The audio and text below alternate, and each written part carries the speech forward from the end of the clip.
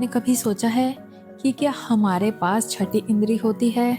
क्या सभी को हमारी 5 इंद्रियां दृष्टि, श्रवण, स्पर्श, स्वाद और गंध के बारे में तो पता है, लेकिन क्या हम सच में किसी ऐसी शक्ति का अनुभव कर सकते हैं जो इनसे अलग हो?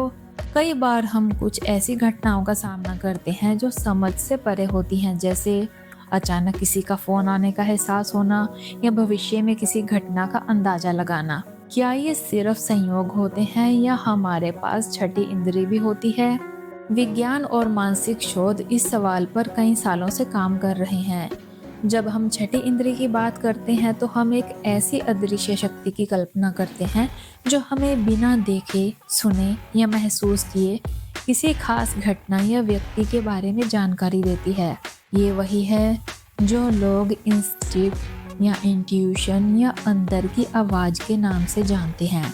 कुछ लोग इसे एक प्राकृतिक समझदारी मानते हैं, तो कुछ इसे चमत्कारी घटनाओं के रूप में देख सकते हैं।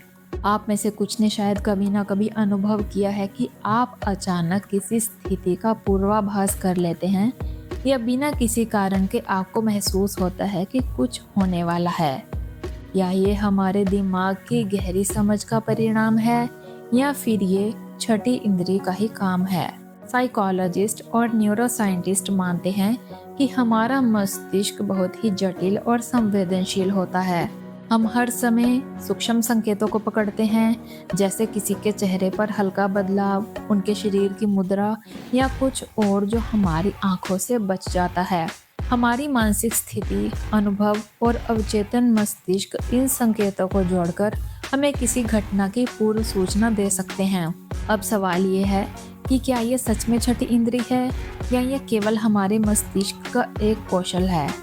इसके बारे में दोस्तों कई दावे और व्याख्याएं हैं। कई लोग इसे एक अदृश्य शक्ति मानते हैं, जबकि वैज्ञानिक इसे मानसिक प्रक्रियाओं का परिणाम मानते हैं। इस बारे में बहुत से मत हैं और इसके प्रमाण मिलने में कई मुश्किलें आती हैं। कई उदाहरण हैं जब लोग भविष्य की घटनाओं का पूर्व महसूस करने का दावा करते हैं। कभी कभी ये पूर्वाभास घटनाएं बहुत सटीक होती हैं और कभी कभी ये केवल संयोग लगती है। एक प्रसिद्ध उदाहरण है कि जब आप किसी से बहुत प्यार करते हैं तो आपको उनके बारे में एक विशेष भावना होती है जो आपको बताती है कि वो ठीक है या नहीं। क्या ये छठी इंद्री का हिस्सा है?